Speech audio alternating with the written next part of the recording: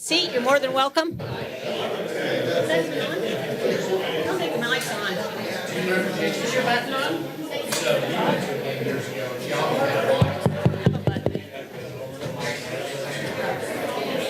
There's no button here. I'm not on. There's no button.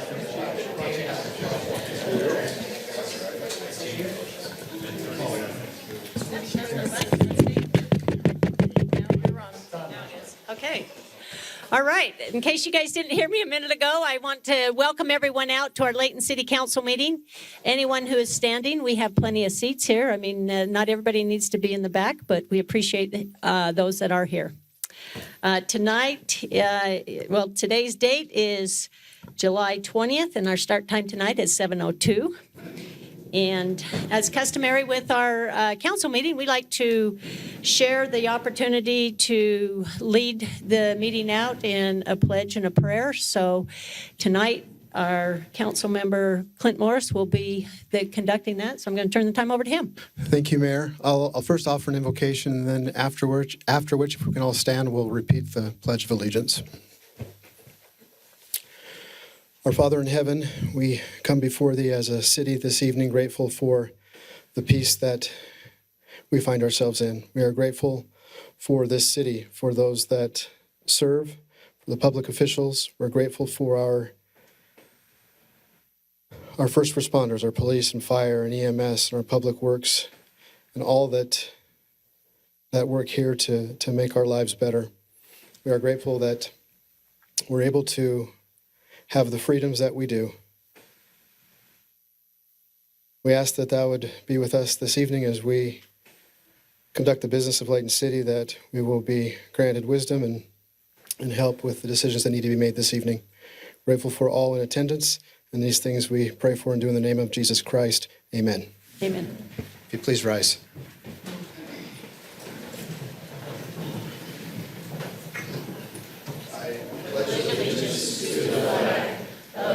States of America, and to the republic for which it stands, one nation, under God, indivisible, with liberty and justice for all.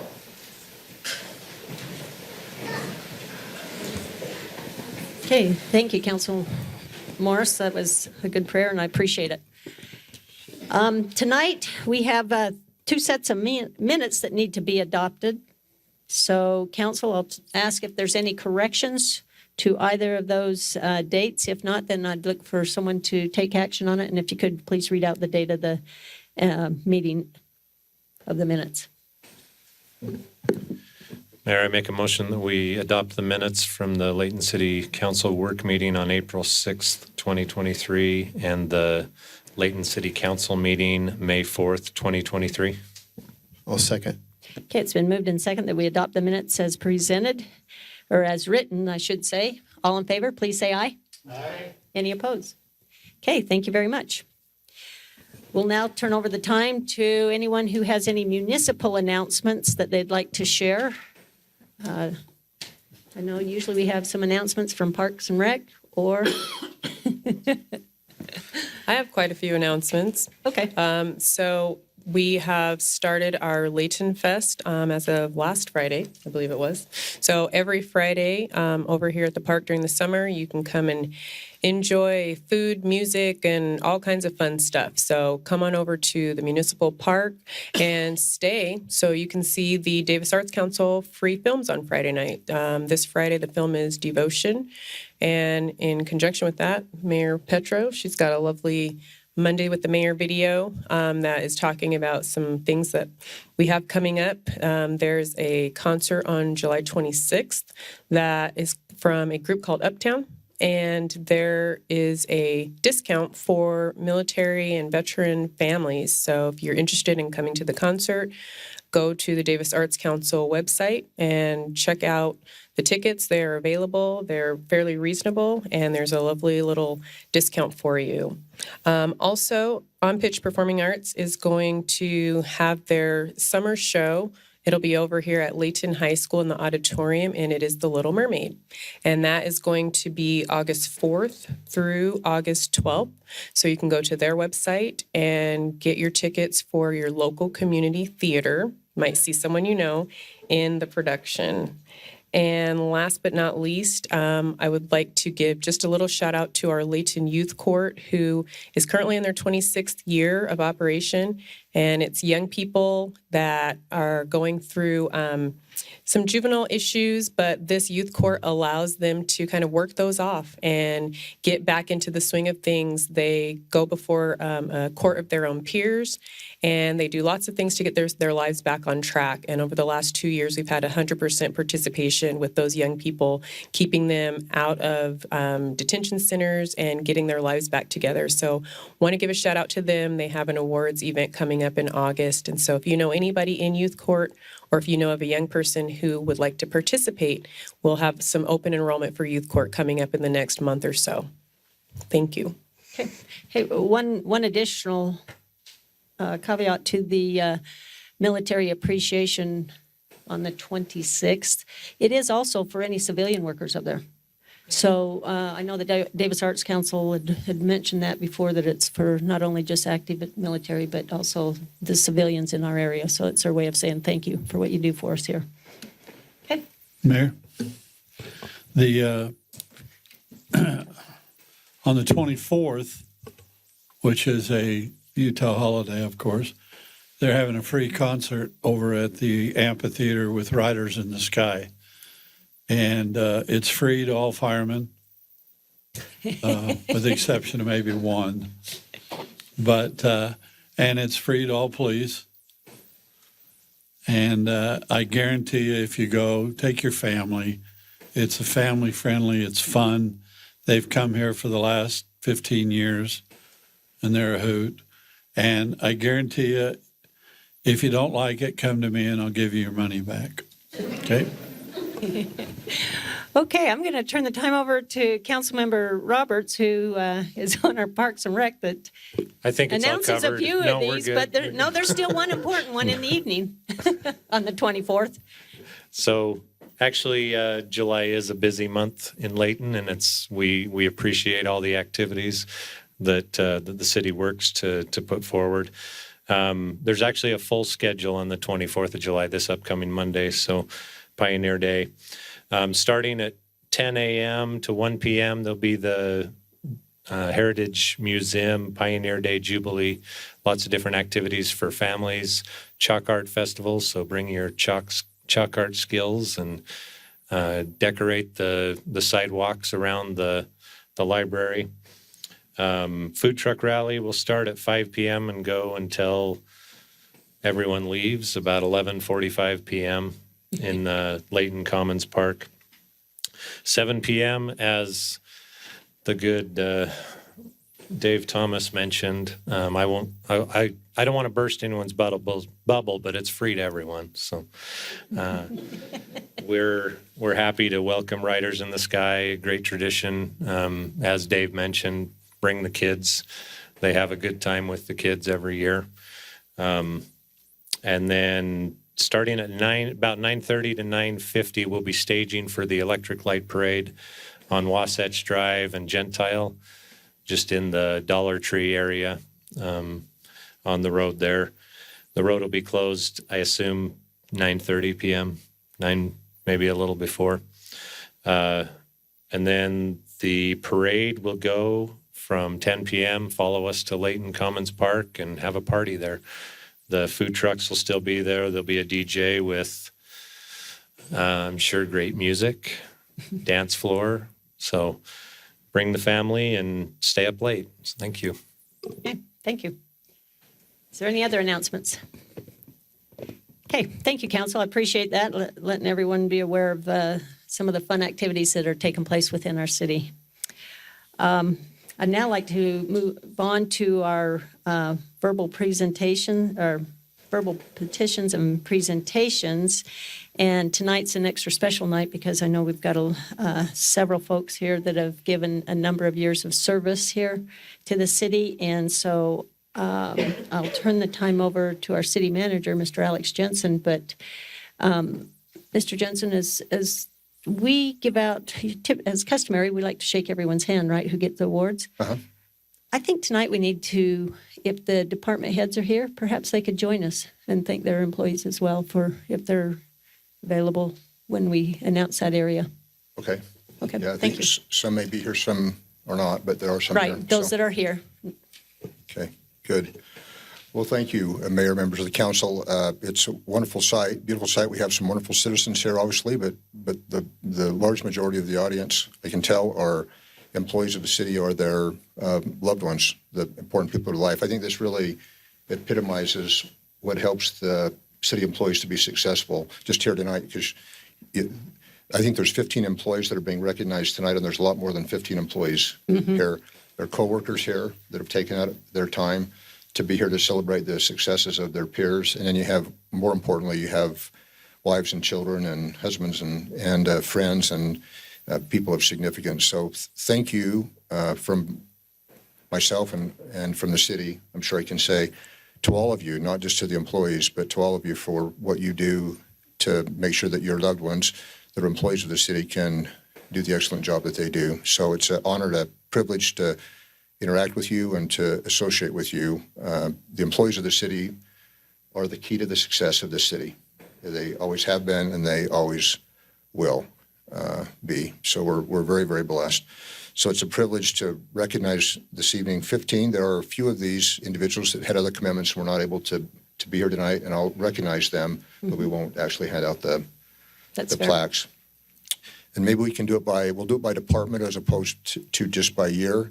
And then have you come up by department. That'd be okay, Mayor. Just come over there around Kim and come around and shake hands. So the first individual, well, I should explain the program a little bit better as well.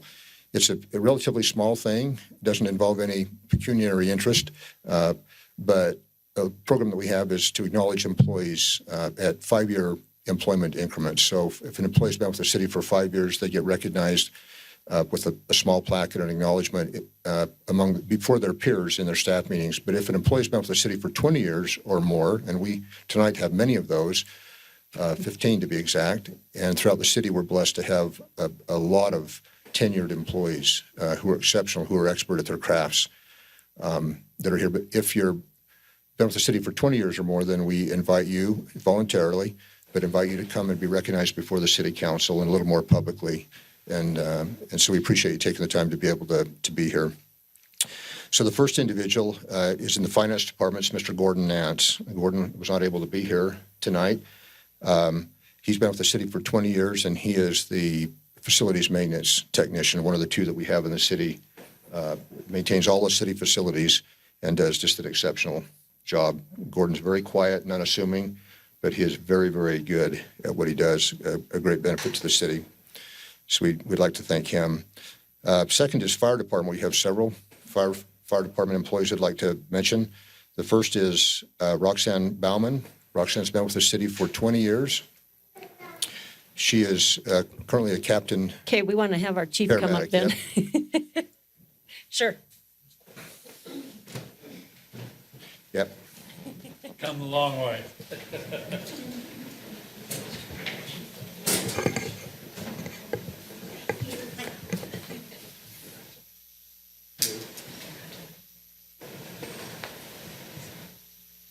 Congratulations. Oh, Roxanne.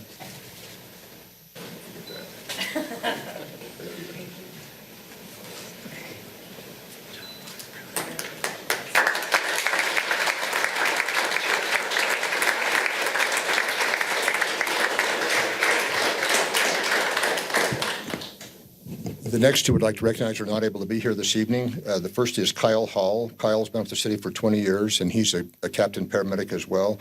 He's currently on assignment fighting wildfires in California as part of an exchange program that we have that gives our firefighters expertise in fighting wildland fires that, of course, they bring home and use if we ever have that situation or when we do have that situation. So we wish Kyle and his team, his group, the very best. Also is Mr. Luke Embley. Luke's been with the city for 20 years, and he's an engine paramedic as well.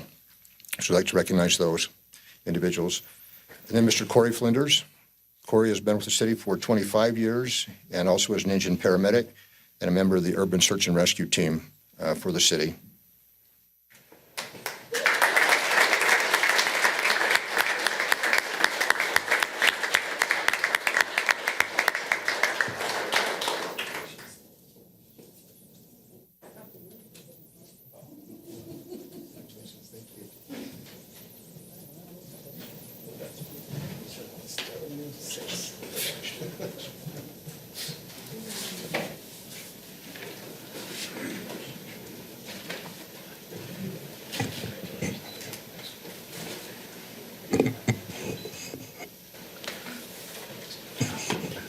Next is Mr. Nathan Nance. Nathan is not able to be here as well this evening. He's been with the city for 25 years and is the Training Health and Safety Battalion Chief for the department. Does a great job for the city.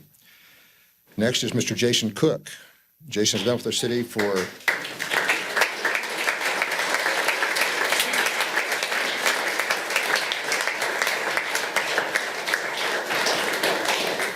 Jason's been with the city for 30 years and is our battalion chief and is the EMS battalion division battalion chief. There's been a significant evolution in the EMS services provided by the city through the last 30 years, and Jason has been a big part of that evolution. So appreciate Jason.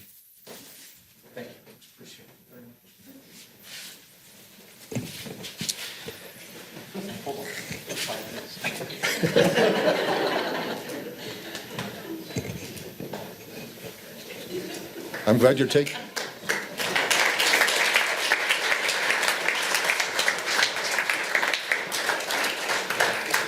Next is Mr. Bradley Wilkes. Brad is a battalion chief and is the Special Operations Battalion Chief for the city. Been with the city for 30 years. Anything that involves construction of facilities and maintenance of facilities and equipment, Brad's up to his neck in and enjoys it. So. That's true.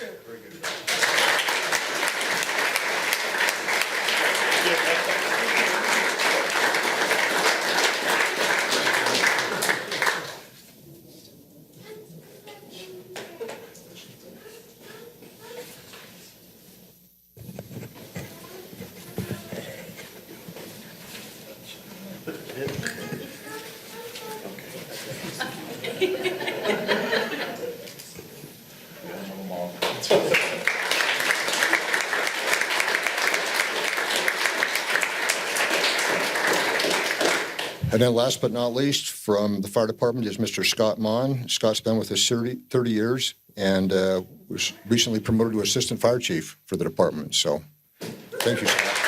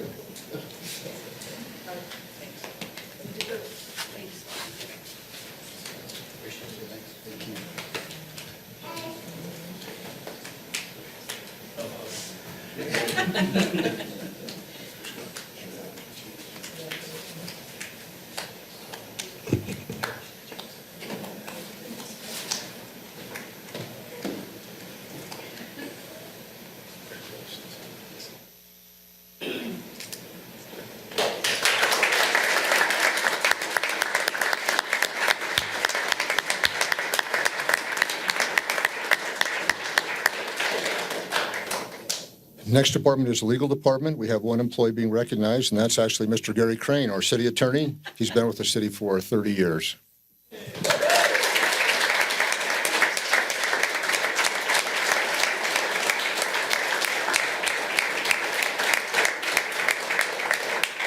Garside, did you get the wheelchair?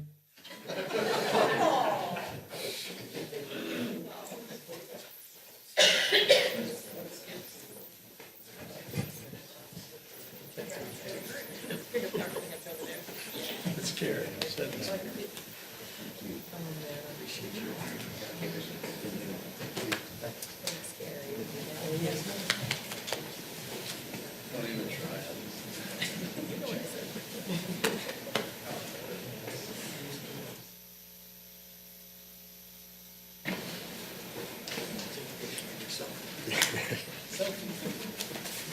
no, you have your mom here. That's pretty special.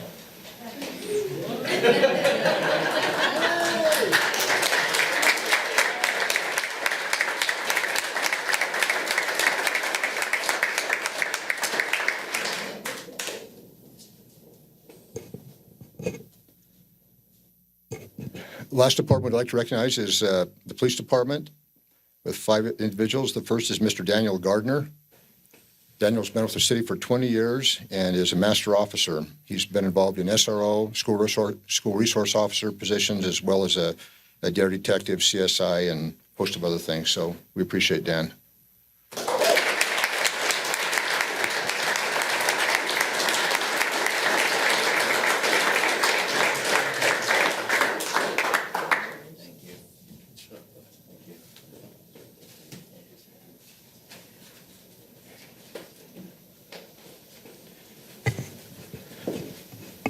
Next is Mr. Chad Jackson. Chad is not able to be here this evening as well, but is a police officer 3, I believe. Yeah, so I'd like to acknowledge him. Then Mr. Riley Richens. Riley's been with the city for 20 years and is currently serving as a patrol lieutenant in the department and is also a SWAT commander for the city.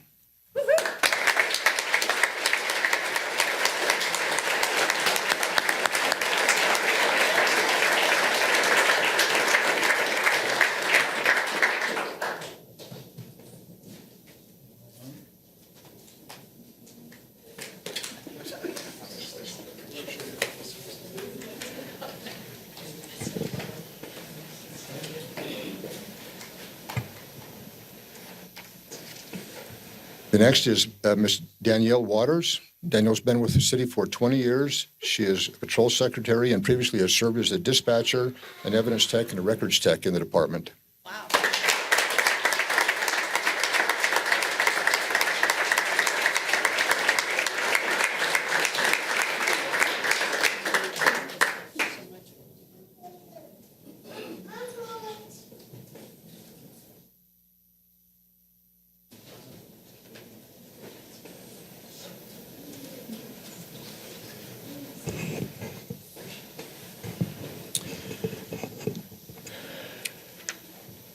And then to conclude, I'd like to recognize Ms. Deborah Ippolito. Deborah's been with the city for 30 years and serves as a dispatcher and is one of the premier trainers of new dispatchers in the department. Does an exceptional job. So.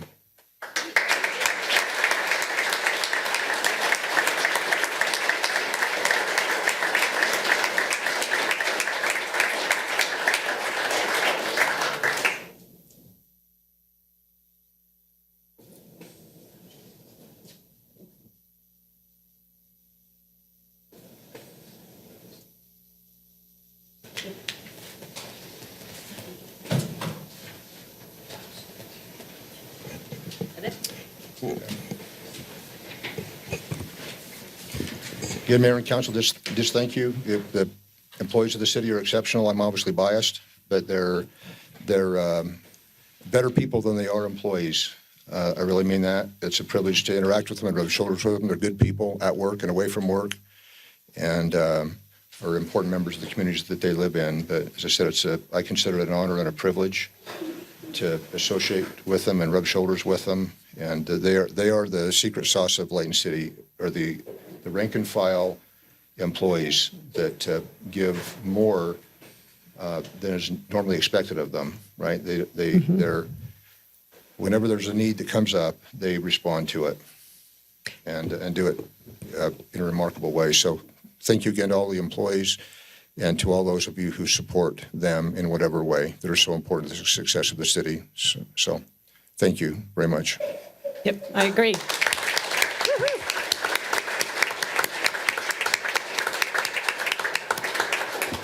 So we really do appreciate all you, each and every one of you, and for what you do for the city. And I would echo everything that our city manager has said. And just so you know, we don't expect you to stay here tonight. We appreciate you coming, but I hope you can go celebrate. And again, thank you for all those years of service. Cake and ice cream at Gary's house.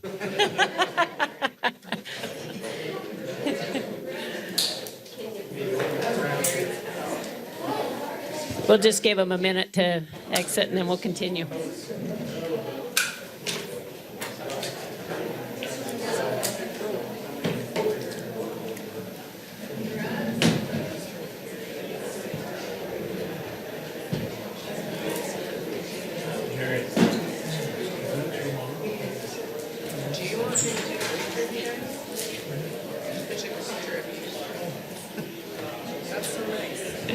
I know. Okay, I think for the most part, those who wanted to exit have. Yeah, we will now continue our meeting. And at this point, we're down to our citizens' comment portion of our meeting. So anyone in the audience that wishes to address the council, you're more than welcome to. What we do is we ask you to come up to either side of the dais here and state your name and address for the record. And then you're welcome to go ahead and share your information. The only thing I will let you know that there won't be a lot of dialogue or response since this is just the citizens' comment portion, and then we'll make sure that your comments are followed up with. So the time is now yours. Thank you. My name is Jamie Prather Newton. I live at 949 West Gordon Avenue. And my concern is the speeding on Gordon Avenue from Main Street to Angel Street and then beyond to the railroad tracks where the speed limit goes from 35 miles an hour to 40. A couple of years ago, our speed limit was 30. The city raised it to 35, and they put a speed limit sign probably only 25 feet west of Main Street on Gordon, on the westbound lane, and no one could see it. Even if you were turning right on Main Street to Gordon, you couldn't see it. So I ended up going to talking to Officer Johnson, one of your fine police officers, and he basically put a radar trailer out, and so we were basically tracking the speed that was going down the road. And one time, one guy decided he'd gun it and went 65 miles an hour just to see the speed limits, on the radar. So I've talked to Mr. Officer Johnson quite a few times, and he said, why don't you go to the city engineering department? So I ended up going to city engineering and told them about what was happening, that no one really could see the sign. 35 miles an hour. People were going at least 45 to 50 miles an hour by the time they got to my house, which is just an eighth of a mile west of Main Street. So I talked to Paul Apolloni, and he was very responsive, and he moved the sign west about 150 feet west of Main Street, so at least people would have an opportunity to look at the sign, but they're still not stopping speeding. So I would like, I had an opportunity to talk to two police officers last week on another concern, and he suggested I come here to the city council because he didn't seem to think that the police department would actually be able to do anything unless I got to talk to you guys. So my idea is to put one of these speed limit flashing electronic radar signs on Gordon, on the eastbound and westbound, because we have, it's an arterial road, I understand. It's very busy, but people are going way too fast. And that's what I would like to tell you guys. So I hope you look into that. Thank you. Okay, thank you very much. And just so you know, we have this issue in a lot of areas, but yes, we have given our staff some instructions, so thanks. Okay, is there anyone else?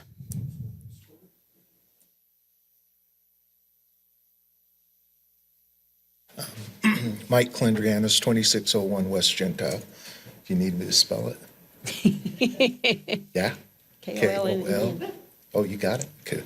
Hey, quick question. It's been about a year now. 2700 West Layton Parkway. Will it be open before the start of the school year this year? That's my question. Okay, that's a good question. Is that a yes, Joy? I said that was a good question. Hopefully, I can go ahead and comment on that. And like I said, typically we don't, but I do know that that is a signalized area, and so I know that they're getting the information, or actually the work orders, to go ahead and put the signal in there, and then we'll open up the road. Is that the intent? I think the signal has to be constructed at 27 and Gentile. Mm-hmm. Okay. All right. Next, is there anyone else who would like to address us tonight?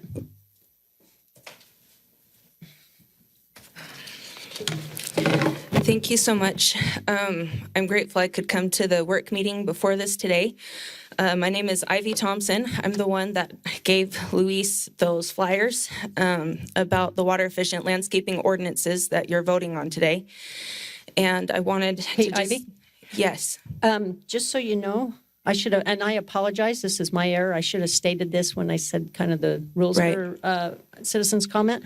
But where this item is on our public hearing tonight, Yes. Thank You you. are I well- thought this was my only chance. yeah, If you'd like me to come that's back, why I that's will. why I'm saying I probably should have stated that earlier. But if you want, you can wait until we open up the public hearing, and then you can deliberate on all of that and let us know. Perfect. I will do that. Thank you so much. Okay, thanks. Okay, anyone else?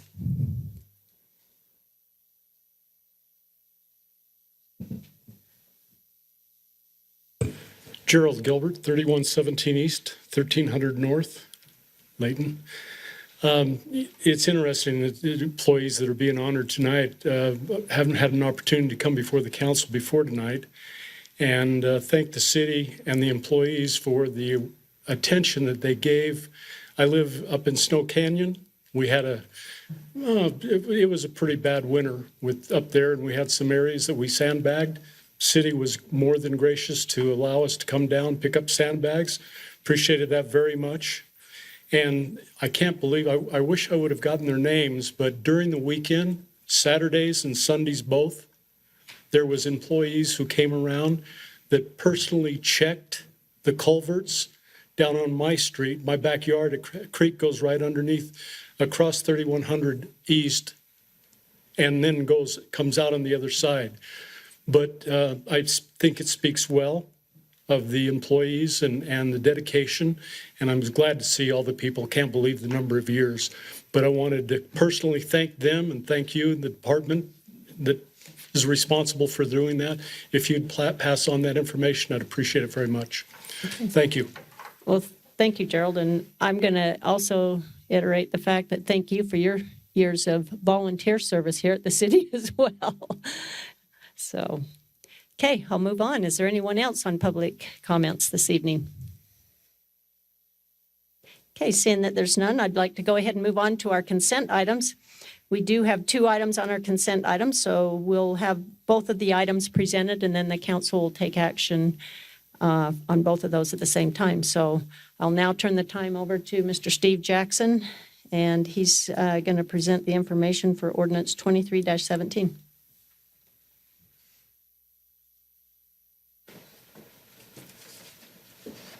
Mayor, Council, it's good to be with you tonight.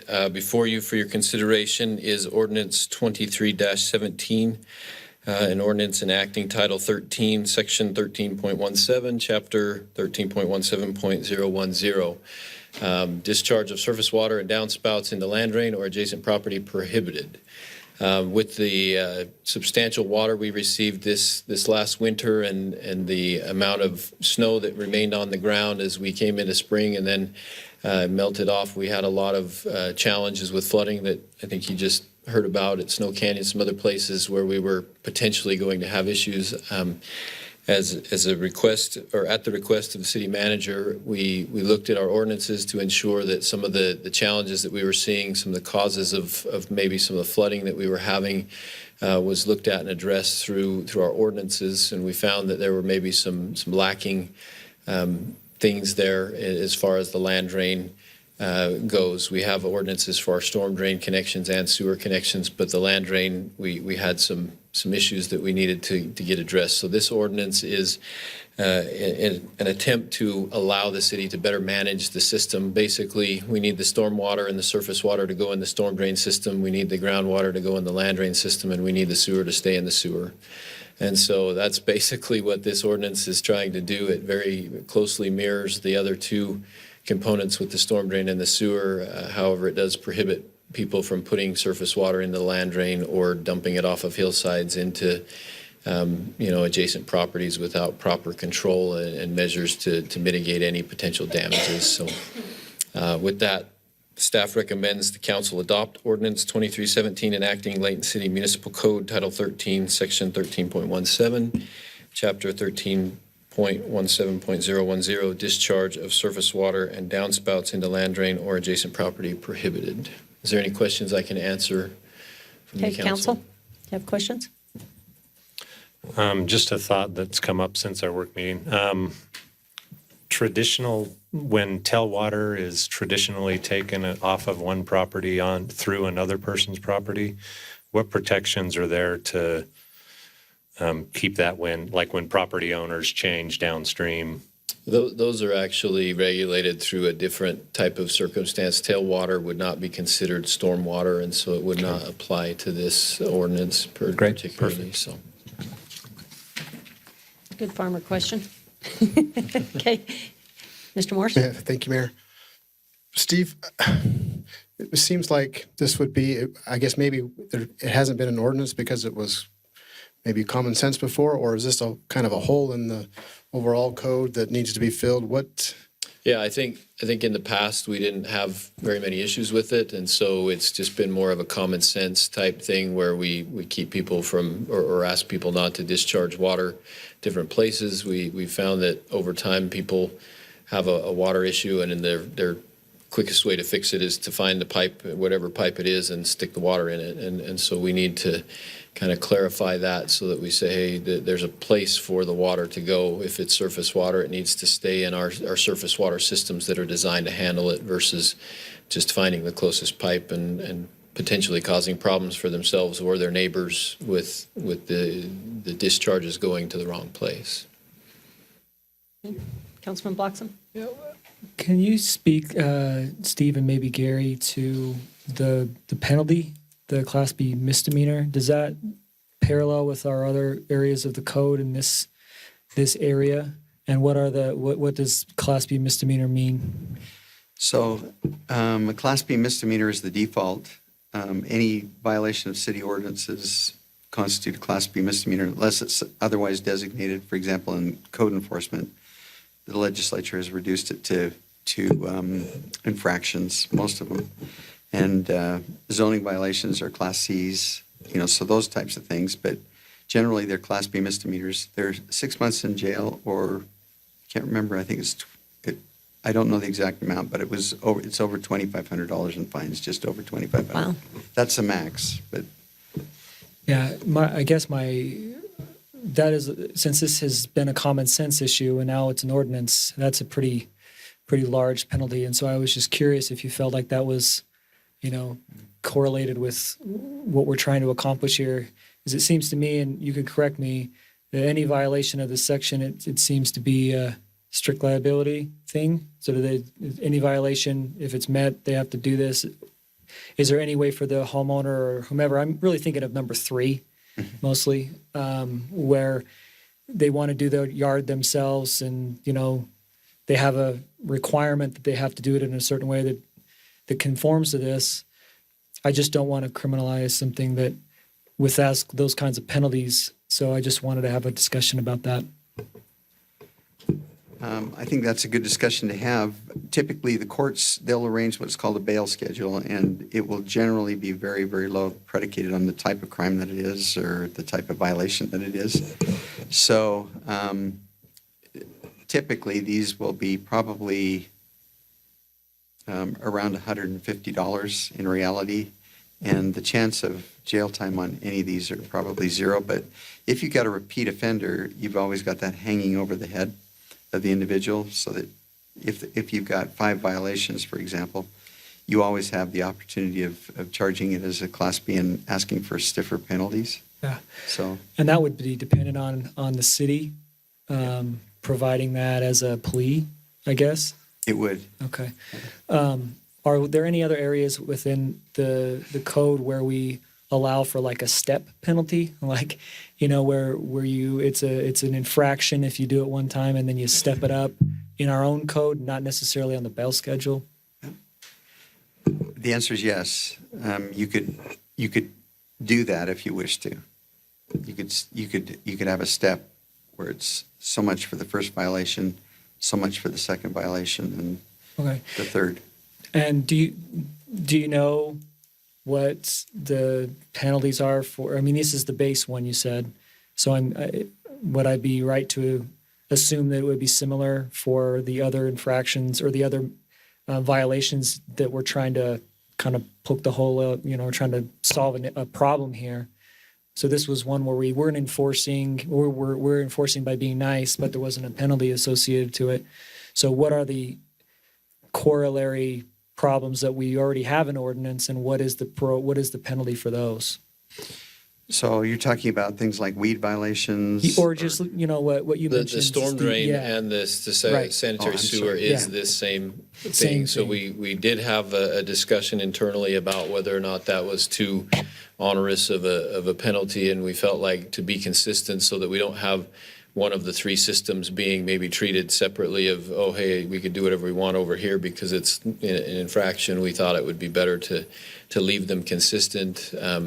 I agree with you. We don't want to criminalize people. It's more of a tool for us to say, hey, you need to remedy these situations. And if you don't, then there is a proceeding we could follow. We're hoping that people will acknowledge that there's an issue and just fix it, because that's kind of what we've been doing a long time now. Even on our sewer and other things, we don't have a lot of issues with having to enforce on things once we brought them up. But Yeah.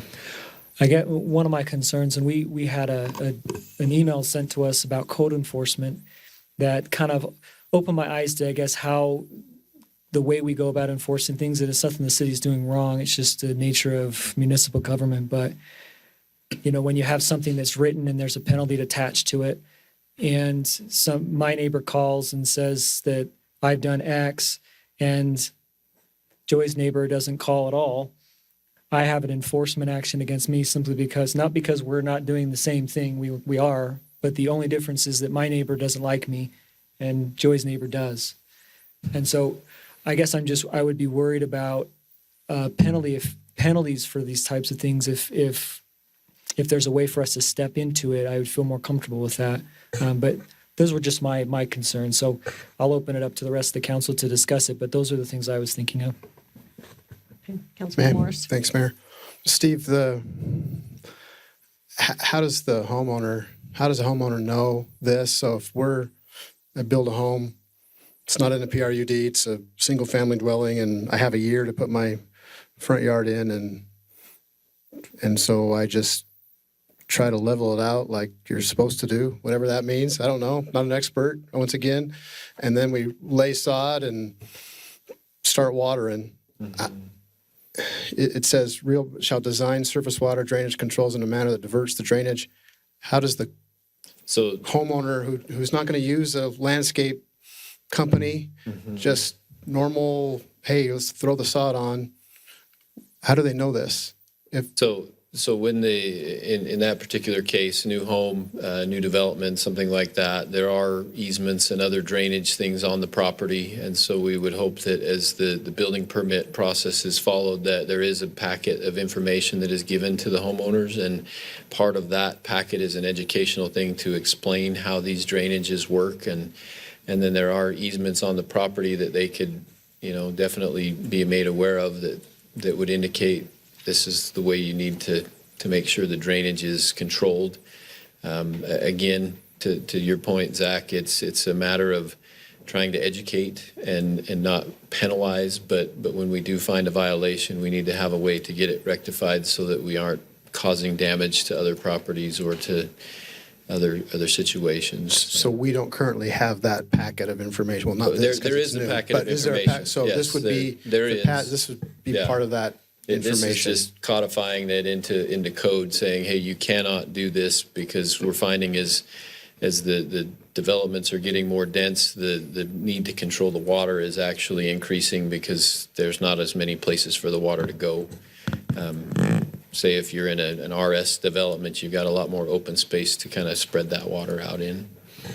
And how about the liability of so if it's in a PRUD, you got the developer and they put all the landscape in, and then everyone forgot who built their homes and an issue happens, what do you do then with this? Do you go after the developer or the individual homeowner, as we say here, or property owner?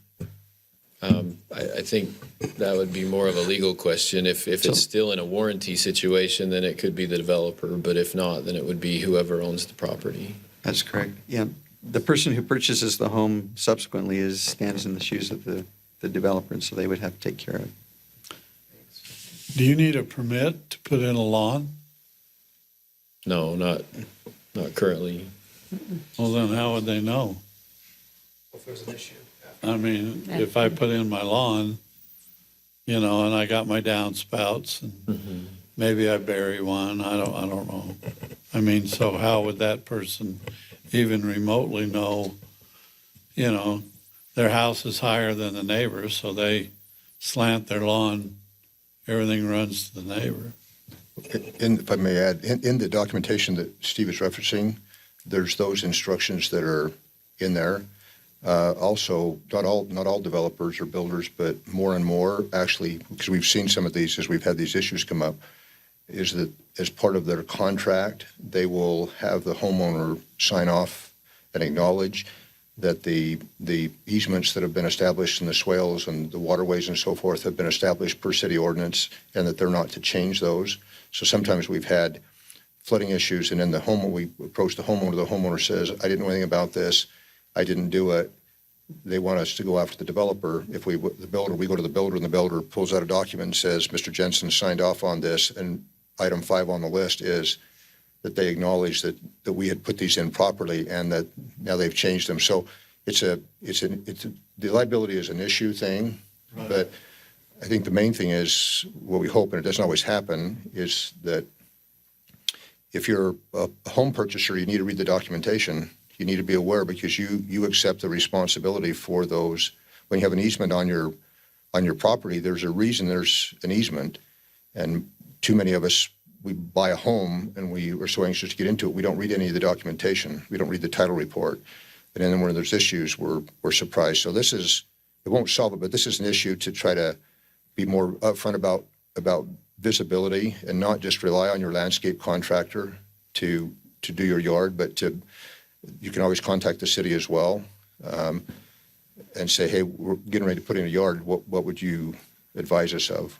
So it sounds to me like then that should this council decide to act on this in a positive manner, that this needs to be another check as far as what we have our inspectors go through in order for a right of occupancy, that they acknowledge this, that they need to keep the contour that's on there or to make sure that contour gets done. Well, is that possible? Just so that we know that, one, yeah, you've got your written documentation that you're giving that homeowner, but two, if we have our inspectors go out and give them the final inspection, that they need to make them aware of it that as well. Well, Gary could chime in, but from my perspective, at least, the city doesn't, as was a question queried earlier, the city does not inspect landscaping. So we require before a final approval that the builder of the home has constructed and put in the swales appropriate, all of the elevations slope away from the house, not to the house.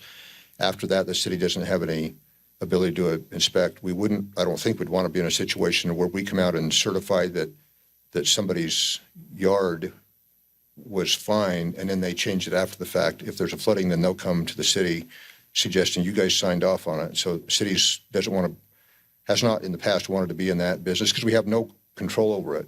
But prior to a developer, I guess where our inspectors are working with the developer anyway, and they're checking everything else off, can they put that as part of the check off or make sure that developer is contouring that property? Yeah, we do that.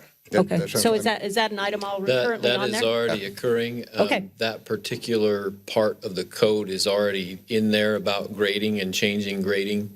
This is more directed towards the actual water itself. Okay. portion of it.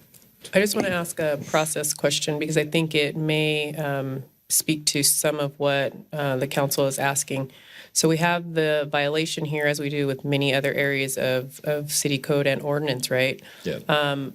What is the process, though? So you get a phone call or something happens and we find out about this. Surely you don't immediately have a Class B misdemeanor. There's some kind of conversation, something that takes place, and then after some time, if the resident is not cooperative, I would imagine that's when you start going down the legal route. Could you speak a little bit to the process, not even just for this, but in general, the process for enforcement? Yeah, and thank you for that question, because I think that is really important, because I've been here over 15 years and I've never had Gary have to file a Class B misdemeanor for me. So what really happens is when we identify an issue, whether somebody calls or we're doing an inspection of our lines and we find a connection like this or something of that nature, we investigate it to make sure that it really is a problem, and then we contact the property owner and we say, hey, this is an issue that needs to be resolved. We give them a reasonable time frame to do it. It's not like, hey, tomorrow you better have this done and taken care of. We say, what's the nature and size of this emergency or this issue? And then we do work with Gary to make sure that we're giving people that process time to be able to do it. And we really want to work with people. They call us and say, hey, I've got a contractor, but they can't be here for this amount of time.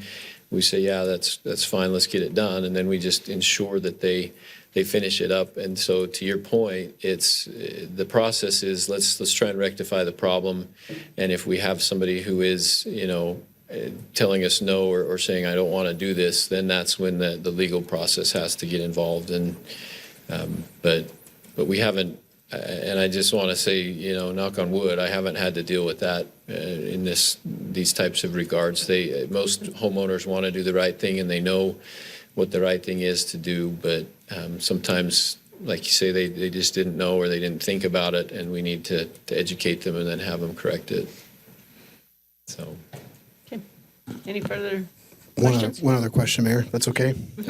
Just reading number 2 again. At the end, and this is pretty strong, but is any other unauthorized discharge into ditches or streams, does that mean there's a process for authorization for discharge? yes. Okay. Yeah, if And the owner of the ditch would have to approve any kind of discharge into the ditch. We do try to keep those things as separate as possible. We have a few places where stormwater and ditches have combined, and it's problematic for us. But But you know about them. Yeah, but we didn't want to leave, just cut that off completely if there was a scenario. And then streams obviously are waters of the state most of the time, and they do need permits and other things to be discharged into. It's a good segue to my question. On that same line, I'd like to amend it and get your opinion. I'd like it to read no unauthorized discharge into ditches, streams, or waterways. And that's the farmer in me thinking, not everything is an open ditch. We've got a lot of piped irrigation companies under the ground. And if we're getting water from roads, from driveways, from garages, it really poses a food safety issue for the farmers that are growing food in the area. So your opinion on that? Yeah, I don't think that would be a problem. Gary, do you have any concerns with adding that waterways No, I wording in think there? that's a term of art. As far as state law goes, they use waterways. Right. Yeah. And so that would be fine. That would be good. Good. So ditches, streams, or waterways?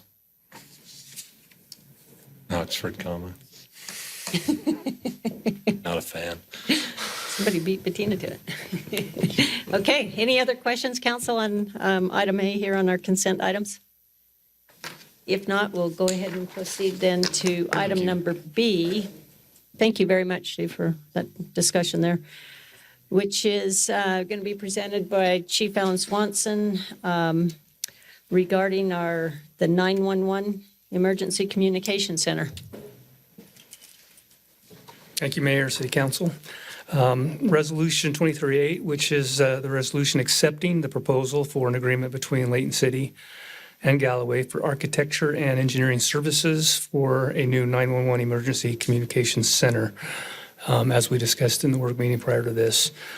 Staff's recommendations is that the council adopt Resolution 2338, authorizing the city manager to conduct negotiations and to execute an agreement between Layton City and Galloway for architecture and engineering services for the new 911 Emergency Communications Center, Records Facility, and Emergency Operations Center.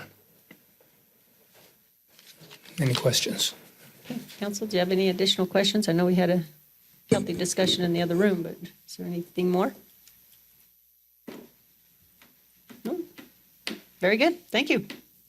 Okay, that concludes our consent items, so I'll bring the action back to the council regarding A and B.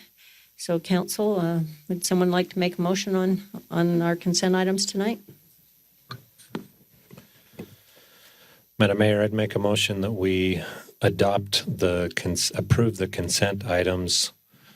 A, ordinance 23-17, including the amendments that we discussed. Is that Correction to number 2? is that okay, Gary? Yes, the amendment. Including the amendment discussed. In addition, item B, resolution 23-38. Okay, is there a second? Second.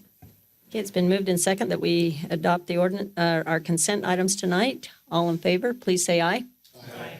Any opposed? Okay, thank you very much. That now brings us down to our public hearing portion of our meeting. And we're going to have Mr. Chad Wilkinson present the item tonight, which is a pretty lengthy one here, Chad.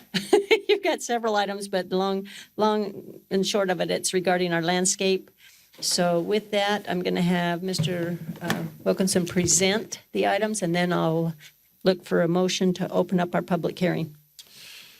Thank you, Mayor, Council. This is a continuation of a hearing that was started on June 1st. This is the short version of what's in your packet. This is a potential water-wise update to our landscape code. There's a lot of sections of code that are impacted by this, so that's why you've got kind of a long description there. But just go through. I want to just briefly go through some of the information we already covered on June 1st. I'm not going to spend a lot of time on it because the council has heard this, but for the benefit of those that may have not been in attendance at that first hearing, just quickly review some of the things we've already done. As you know, back in June 2021, we adopted water-wise standards. We were, as far as we know, the first in the county to adopt standards that qualified Layton City for the Flip Your Strip program, which has been very successful, administered through the Weber Basin Water Conservancy District. That just gives a quick synopsis of what the standards were before and what they are now. But the biggest difference there is that we used to require a minimum amount of turf for sites, and then we flipped that on its ear and said we're not going to do that anymore. Now there's a maximum amount of turf that's allowed.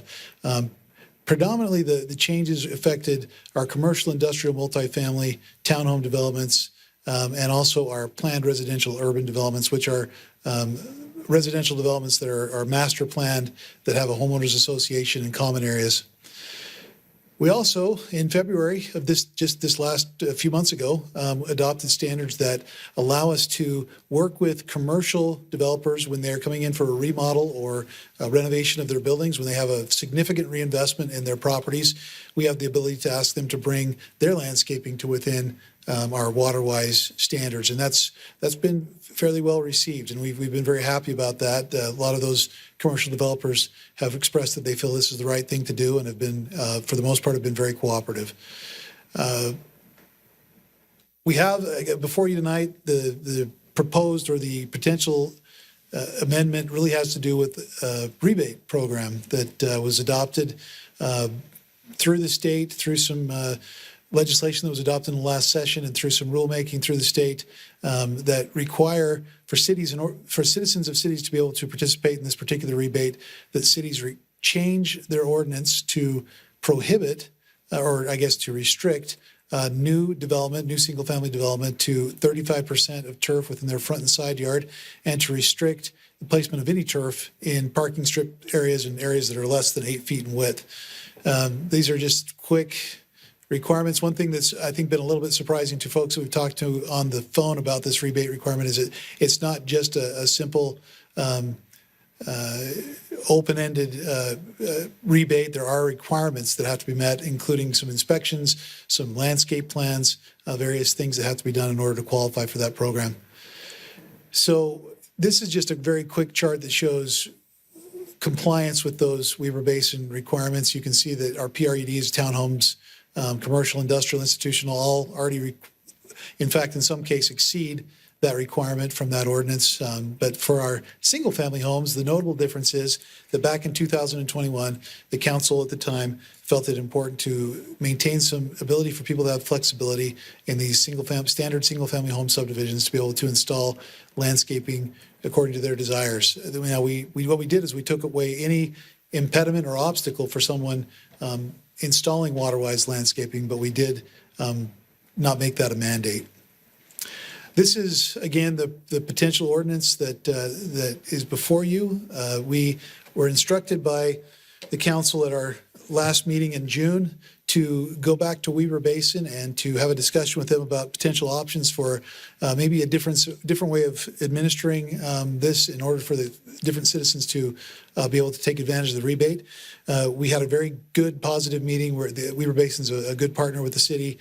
They were very willing to listen to us, listen to our various concerns, and to some of the things that they weren't aware of that we're doing for water conservation right now in the city. Particularly, we think that we're one of the first in the state, certainly in Davis County, to have these commercial requirements that go through and require compliance during some of these renovations that get a lot of that non-functional turf off of the system and replaced with water-wise landscaping. So they were very happy to hear about that.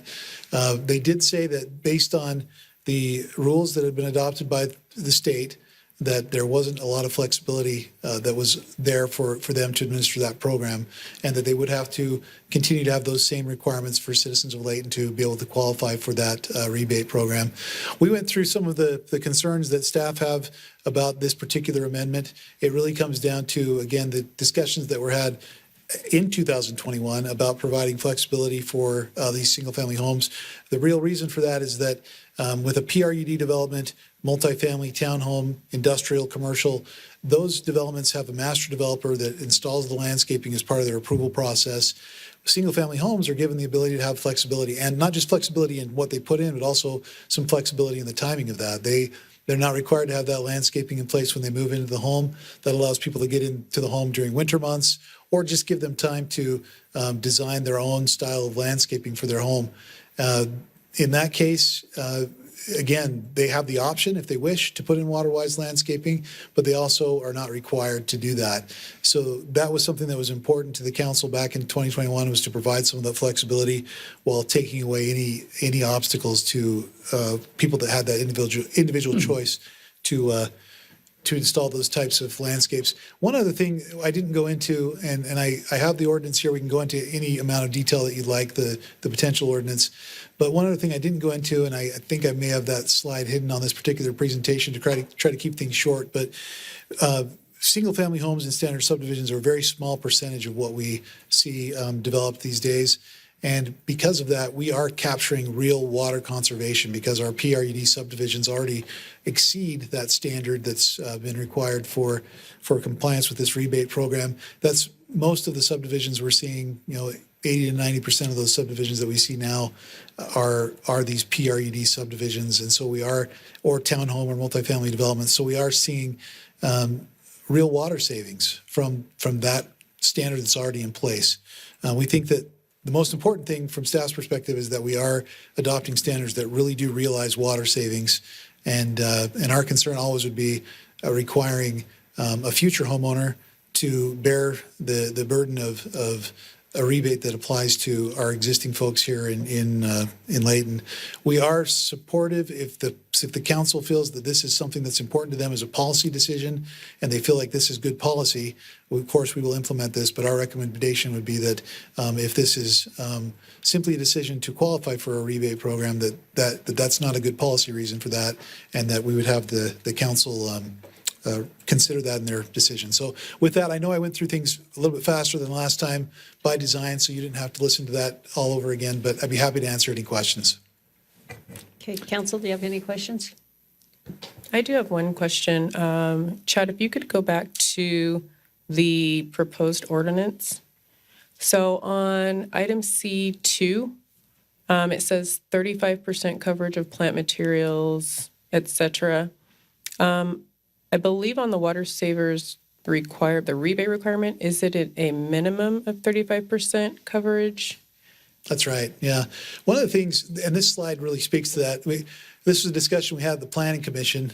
And the Planning Commission, by the way, and you knew this from before, but in our staff report, we also included that theirs was a split recommendation. While they did recommend approval, there was some significant concern expressed by a couple of the planning commissioners about adopting this. But that being said, to explain that difference, this 35 is a minimum. We had some discussion about whether we wanted to require additional landscaping. The slide on the left shows what that 50% coverage would look like. The slide on the right shows the other one. What our discussion boiled down to was if you require just 35% landscape material, then someone could put in that maximum amount of turf they're allowed and nothing else.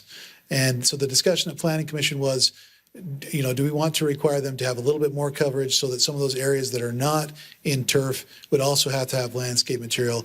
The recommendation that came forward to the council was no. We would just, they were fine with that 35% being what that number would be, that overall number. So that would allow someone to potentially just install the maximum amount of turf that's allowed and nothing else as far as their landscaping goes. So that's the explanation for that difference in number. So what we see here is basically bare minimum. So if this were to change, the slide on the right or the visual on the right would be bare minimum to qualify for the rebate. But someone could do more than 35% plant coverage if they chose to do so. Yeah, plant coverage, but not turf. Yep. Right. Yep. Okay, any others?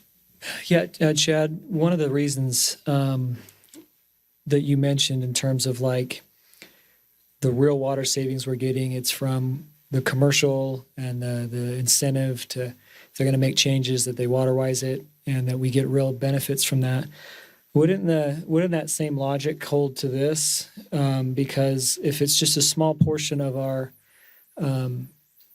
single-family areas that are going to be impacted for new residents, but imposing this this new ordinance on the citizens as a whole potentially would have the same effects as the commercial, because we would have thousands of people throughout the city who would be able to qualify for this, that they have maybe turf that they're not using that they could qualify for the rebate. Seems to me a similar logic about why, and I agree, why the commercial program has worked as a real water savings policy. And this is independent of the rebate. But the rebate could have an effect on people's ability if it's citywide and they can qualify for it as an existing homeowner, that we would have similar savings, and it would be a real water savings as a whole. Does that make sense? Yeah, we feel like the idea of having waterwise landscaping is important, and we've taken any kind of obstacle away from that.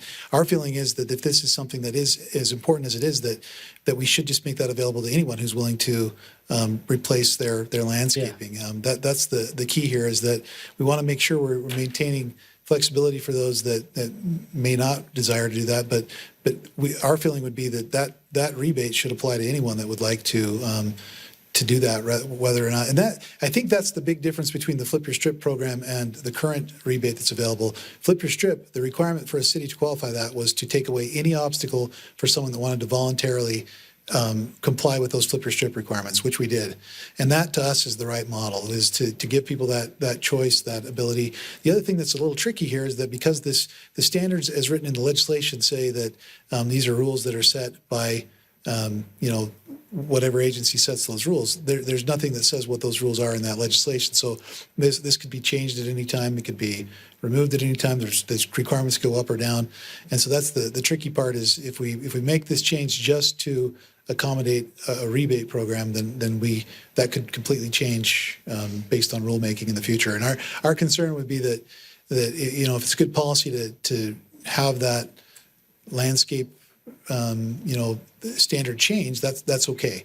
But there will be anticipated, not unintended, but anticipated impacts to future homeowners because of that requirement. As an example, if you had across the street an existing subdivision that had been there for many years, and they had turf in their landscape plan, and someone moved across the street into a single-family subdivision, standard single-family subdivision, where landscaping was not required to be installed as part of the certificate of occupancy, and a new homeowner came in, we would do our very best to let them know of those standards, but inevitably someone would install landscaping that didn't meet those standards, and at that point we would have to require them to remove that once we became aware of that. So there are some real impacts to a future property owner that we, in our opinion, giving them that flexibility is what would allow them to do that should they wish, but without making it a mandate. Yeah, and I guess I've kind of just come full circle on this, where I see what you're saying, but I think as a policy matter, I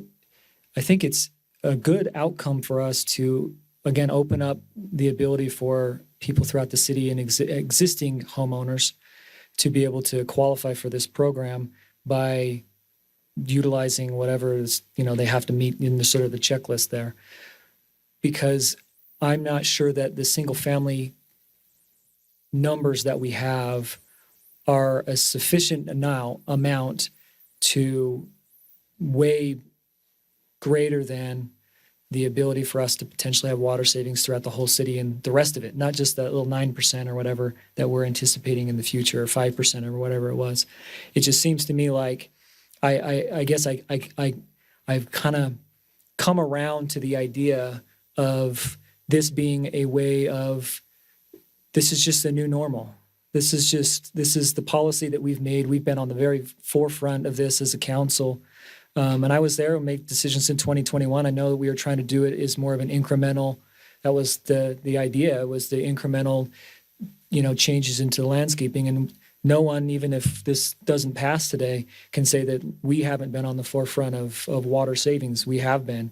I just think this is a kind of the next step. It just seems to me like that if it's good for the PRUDs that we have, I'm not sure that just because they're master planned, if the whole goal is for us to save water, then a brand new homeowner, which I am in the last year plus, if I knew that that was the case, I would have, before I put in my lawn, I would get an idea what's allowable in my city about what I can do and what I can't do. And that should be just kind of the lay of the land. You should be doing that when you're putting in your landscaping. And so I actually don't necessarily think I'm got to this point because of the rebate. I just see the rebate as a way of potentially getting the water savings that we want, and then the ordinance itself being a necessary next step to all the water savings that we've been doing in the future. So kind of with what you were saying, it's not based on the rebate. It's just I think I can see the policy that goes beyond it. And I think that we shouldn't rest on our laurels if we feel like we can take the next step in water conservation. And if it's just that small part of the single family developments that will be affected, the rest of the city will have the opportunity to potentially save water through qualifying for this program. And I think that, in my mind, is a better policy outcome for the city. But that's just where I'm at on it. So appreciate you answering me that question, Chad. Anybody else have any questions before we ask for public comment? I've got a couple. So single-family residential units moving forward, you had the graph, you couldn't find it, it's like 5%. How many homes is that? How many homeowners approximately? If I was to throw out a number, we could look at that, like one of our previous year single-family home permits. I believe we were at about 377 single-family homes. Some of those were within a PRED, so I can't separate those out, but that could give you an idea. So you'd be looking at, and that could change. We're talking about market conditions, but that would be a typical year just in the last few years of that many units. You'd have that many potentially that would be required to meet that. Yeah, no, my concern with this has been conservation, and cities conserved last year over 1.2 billion gallons of water. And we know how to conserve. We've shown it. And so I with this, it's and we had the conversation earlier in the work session about the state legislature passing laws that are it doesn't, it's one size and it's going to have to fit everybody. And that's disheartening for our city, at least for me, in that we've already done all of these things. We've done what makes sense where it makes the most sense. I agree. And yet it seems like we're being penalized as a city, being told, hey, here's what you have to do. And it's like we had the open house up at the fire station for the Gordon Town Center. And the questions that Councilman Bloxham and I were peppered with had to do with, well, what are you going to put there? And here's what we want. I mean, that was the whole goal of the evening. But it seemed like my answers to the questions that came to us is, well, you know that the state legislature is mandating cities to have the moderate income housing plan with strategies to allow for more affordable, more available, however you want to say that, housing. And it was blanketed to everybody. At least they gave us kind of a list of we could pick and choose what we wanted to do. But it's a mandate. And my concern is that if other cities don't follow that plan or those plans, that eventually there's going to be centralized planning, that the state legislature is like, hey, we just talked about it earlier in the work session. And cities or states are already doing that, taking that away from municipal government. And when I say that, meaning we represent the 82,000 residents in Layton City, you're taking that away from them to govern the city. It's a similar thing where we tell people, yeah, if you're going to build a home in Layton, here's what you have to, it's not just water conservation, it's plant material, it's this sort of sprinkling system, and you can only use pop-ups here, but you got to use drip systems. It's the mandate just for a new homeowner. I don't understand. I understand, but it doesn't sit well with me. And to allow the cities to make a choice, because we're able to make a choice here, but we're taking a choice away if we say, yeah, we should do this. Yeah, we have the choice, but we're taking choice. We're actually now mandating from what the state's mandating to us, and we don't like it when they do it, but yet here we are. And to have a carrot, and that's why we asked you to talk to Weber Basin. I get that the law was the law. However, Weber Basin tried to change it to have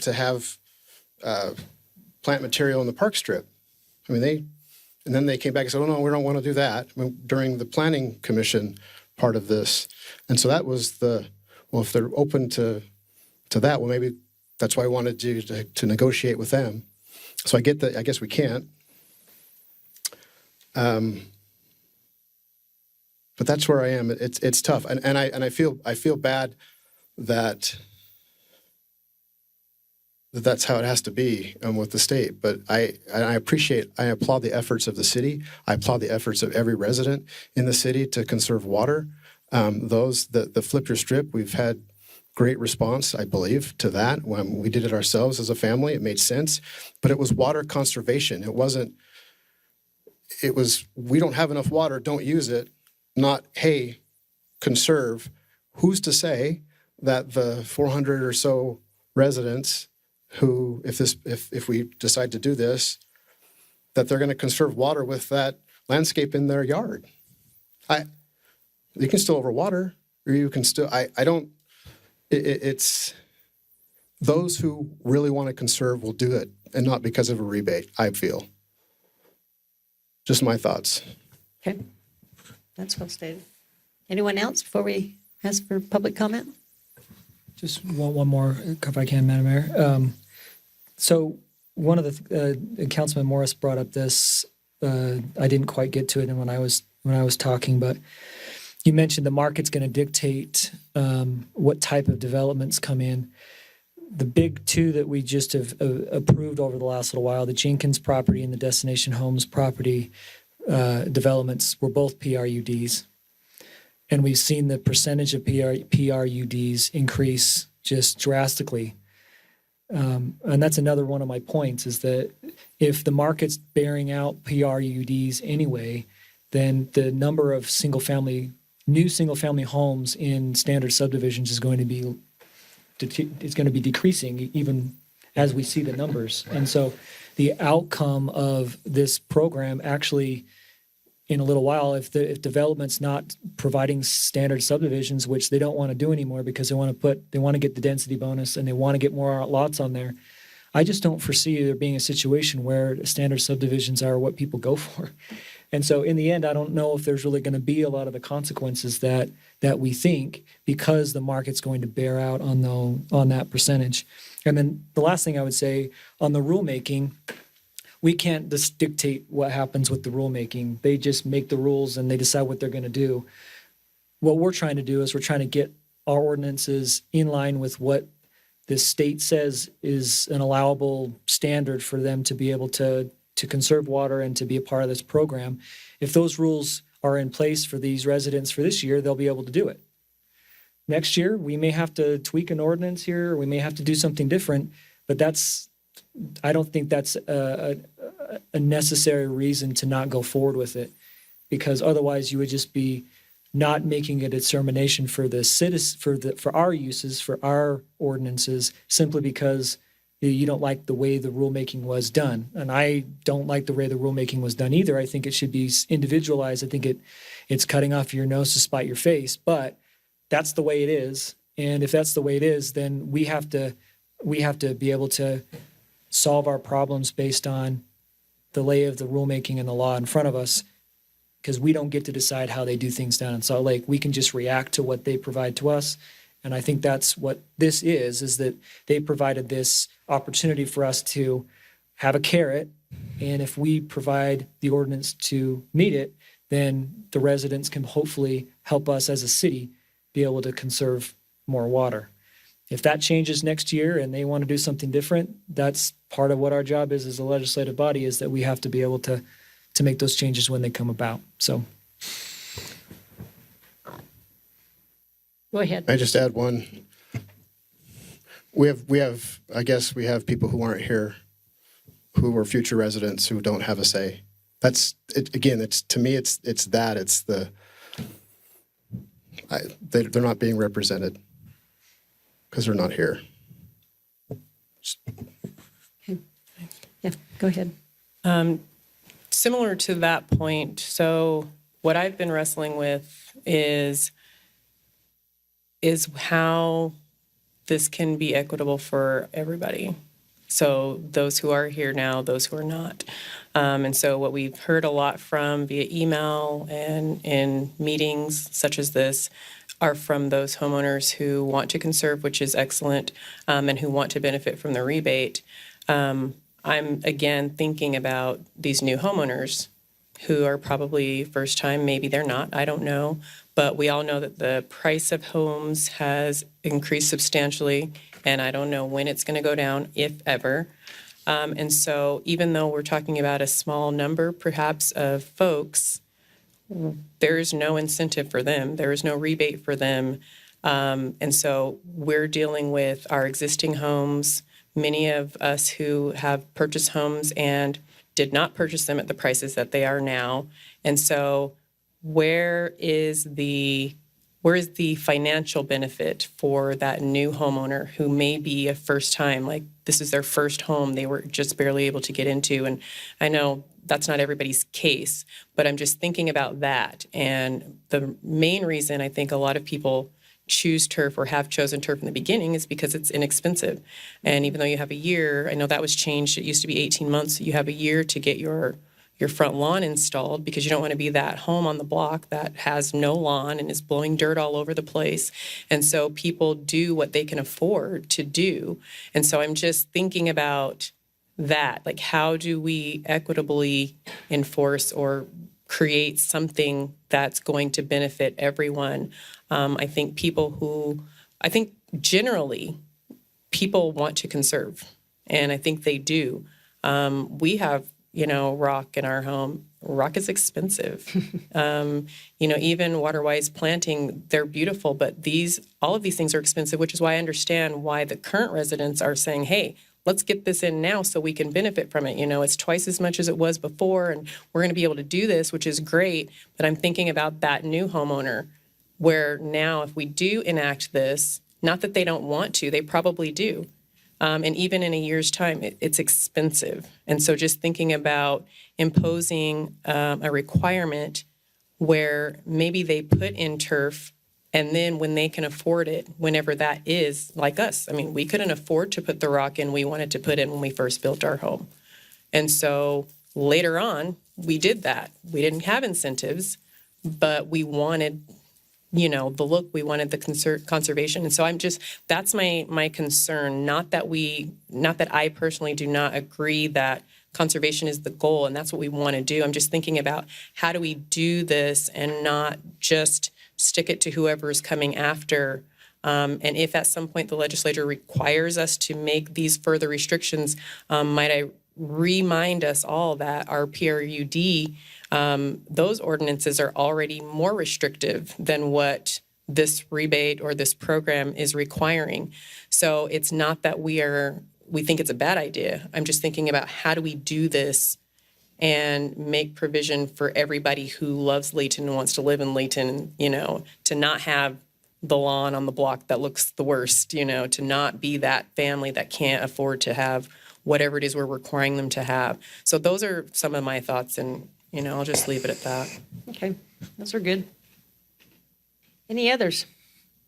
Okay, I'm going to go ahead and open the time up for any public comment, and I'll correct myself. We did have the public meeting opened at our last meeting and kept it open, so I don't need a motion now, so you're welcome to come up to the podium and once again state your name and address for the record and go ahead and share your thoughts with us.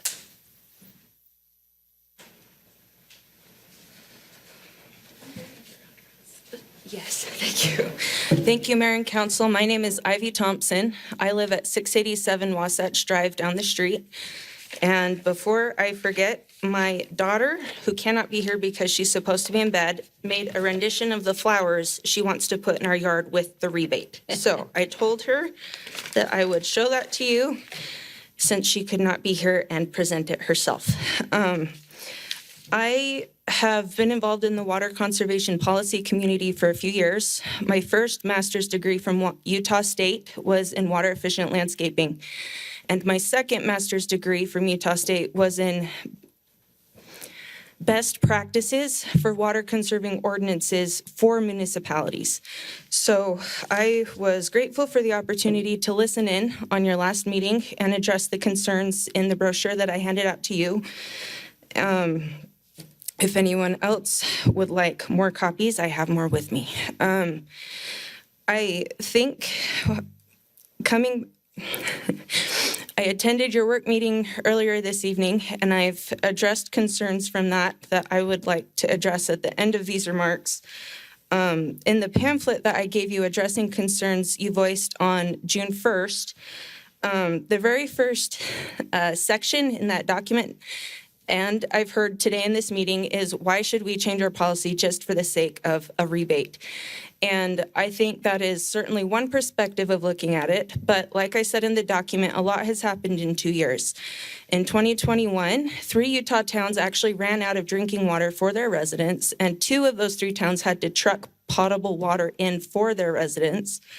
And 2 of those cities weren't even in southern Utah in the desert. Hyde Park ran out of water. Their mayor thought they were fine, and the next day had to send out an emergency notification to their citizens that they had actually run out of water. And Hyde Park is an agricultural farming community. It is not a desert community. Echo is in Weber Basin Water Conservancy's district, own water purveyance. They ran out of water. And one of these 3 communities said that it wasn't that they didn't have enough water. They ran out because they had too much demand for their water supply. And Utah's population is supposed to add another 2.5 million people, I think, in the next couple decades. And so the state has recognized that we don't have enough water right now to meet the demand of our future population. And that is one reason why they have recognized the need to implement a whole bunch of water conserving measures in a very fast time, which does put a lot of pressure on cities such as yourselves. It makes it difficult, but the state has said that this is a priority for us. We want our children's children to be able to come and live here. We don't want to end up like Phoenix, Arizona, who in June of this year actually had to stop providing building permits because they don't have enough water for the demand of people who want to live there. So for me, I'm conserving water not because necessarily I want a rebate, but because I want to have enough water in Davis County so that my grandkids could live down the street if they want to.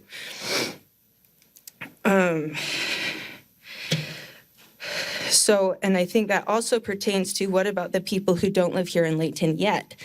I don't think, I think viewing it in the perspective of we are conserving water now so that we have available water for the people who want to come and build and live here in Layton later. So that is one perspective of what they are getting out of this discussion.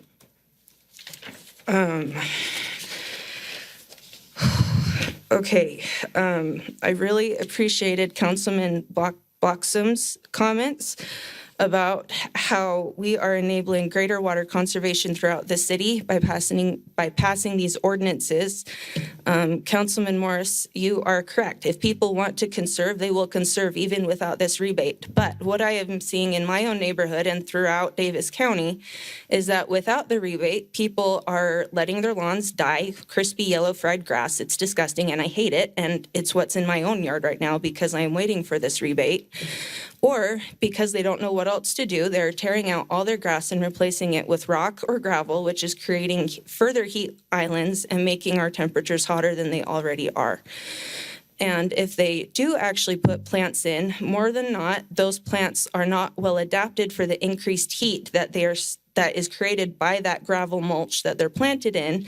And so the plants fry up and crispy and die also. So what I really appreciate about these ordinances and standards that Utah has provided, the state of Utah has provided, is they are incentivizing people to put in landscapes that are attractive and that they'll be able to maintain for the long term rather than just letting people have gross front yards.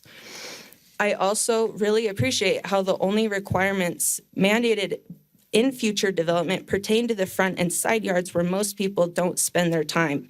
There are absolutely no restrictions from these ordinances pertaining to the backyards on these future residences. And I think that's where most homeowners spend the majority of their time.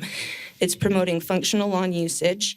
And for most people, 35% of their front and side yards is plenty of lawn and turf to use. Someone asked if other cities in Davis County have passed these ordinances. 10 out of the 15 cities in Davis County have. Those are Bountiful, Farmington, Kaysville, Clearfield, Clinton, Syracuse, Fruit Heights, Woods Cross, West Bountiful, and North Salt Lake. The only cities who haven't passed it are Layton, Centerville, Sunset, West Point, and South Weber. And of the 8 of the 10 fastest growing large cities in out of Utah's top 10 large cities growing the fastest in Utah, 8 of those have already adopted these ordinances so that their citizens qualify for the rebate. There are specific reasons. These are best practices that the ordinances are required to do. So I really doubt that the state would ever loosen restrictions. They would probably implement further restrictions, but they're not going to back off what these are. The 8-foot width is to prevent inefficient irrigation, and as was discussed earlier, the park strips is consistent with Layton's earlier decision to implement the Flip Your Strip program. To address some of your concerns mentioned in the work meeting, One of the discussions was that there wasn't ongoing funding for this incentive, and that is incorrect. In Senate Bill 118 that provided for this program, they allocated $5 million in one-time funding, but also $3 million ongoing funds from the general fund to provide for this bill. So they're not going to say, please get your citizens to do this and then yank your funding. There is continued funding for this program. Let's see. Councilman Morris asked about HOAs in the work meeting today. There were actually several bills passed in this legislative session addressing HOAs and encouraging and legislating water conservation in HOAs. So Senate Bill 191 actually requires community associations to adopt water efficient landscaping rules, and they were supposed to have done that by June 30th of this year. And they cannot punish low water use in their HOA during times of drought. House Bill 450 said that associations cannot prohibit a single-family homeowner from installing water-efficient landscaping on their lot. Someone asked about that in the work meeting. That same bill also said that an association can still restrict or prohibit use of specific plant materials, but they cannot restrict use of water-efficient plant materials. That same bill, HB 450, said that an association cannot require an owner to have more than 50% vegetative coverage that is not water-efficient plant material. So our legislation is certainly pushing for more water conservation, and I'm doing it because I want my grandkids to be able to live here. And I really encourage you to pass these ordinances. Thank you. Okay, thank you. Is there anyone else in the audience that would like to speak on this topic?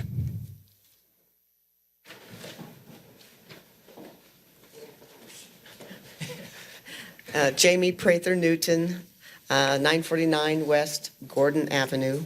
In 2004, you guys raised Gordon Avenue, widened it at my home, and so I got almost 250 feet of park strip. And at that time, most everybody put it in grass, but I put it in perennials and bulbs, and it's absolutely beautiful. And it's been in for 19 years, and a lot of the plants have been there for 19 years.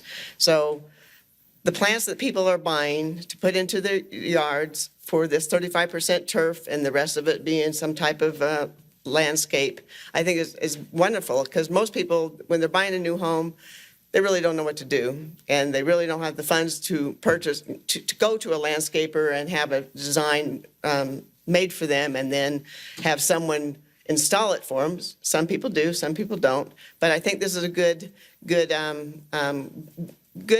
requirement for new homeowners. And for, I don't know the whole background. Is this giving people to flip their strip or to change from front lawn, all grass, down to 35%, and then they get some funds to put in those other plants? I think it's a good thing.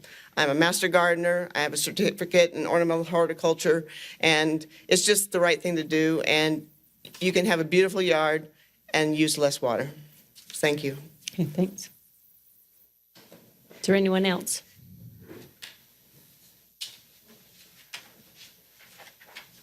Okay, seeing that there's no other comments, I'm going to bring it back to the council for any additional deliberation or action, which if you choose to, make sure you close the public hearing and then state the ordinance.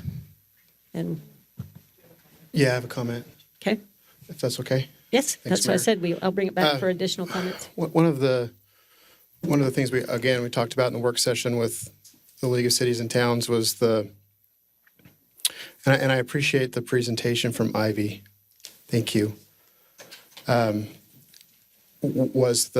she mentioned it as well, just this onslaught of do this, do this, do this, do this, without let's see how it goes. Let's see what happens. Let's the results of some of these things we aren't going to see for a little bit. And so I posed the question in the work session, since we have our secondary water system through Weber Basin. I mentioned that, and that we get an allotment based on the size of our lot, and so I know electronically through the water meter of what we are using on our lawn. to the hour. And in fact, one of the days, a couple weeks ago, I get an alert from my text alert that I've set up for that you've got a leak. I'm like, what are you talking? So I get on and like, doesn't show I have a leak. So I call Weber Basin. They're like, yeah, so some of those texts went out erroneously. You don't have a leak. So it's to that degree to know. And so the studies, when we'll go back to last legislative session, I guess it was, Gary, where we were mandated once again to install meters, secondary water meters. And thankfully, it wasn't an unfunded mandate, that there was monies available for the municipalities and the other water providers, secondary water providers or districts to be able to apply for grant funding to help up to 70%, I think it was. And then you'd have to come up with the rest, which we were one of the first to apply. Thank you. And we're approved for that. And so we have this now, the 3,000 or so water meters from the beginning that I believe we're installing. We don't, that conservation is going to be ongoing. It's going to be even more than what we know now, because we know from what they told us that when you meter something, like we do at our house, now I know. And so if I want to conserve, I know how to do it. We're setting that up in the city for conservation or for our secondary services to be able to eventually know how much water is being used and be able to conserve. So there is future savings of water in the city. There's future savings. I am not arguing the plant material. I'm not arguing that none of this makes sense, because it all makes sense to me. My concern, yet again, is that we're mandating this and we're saying, nope, you've got to do it this way. And it seems like the pressure for this should be at the state level, saying, hey, have you talked to the cities? What's going on? What? And individual cities have individual, we're different. We're different than Bountiful. We're different than Centerville. We're different than Kaysville.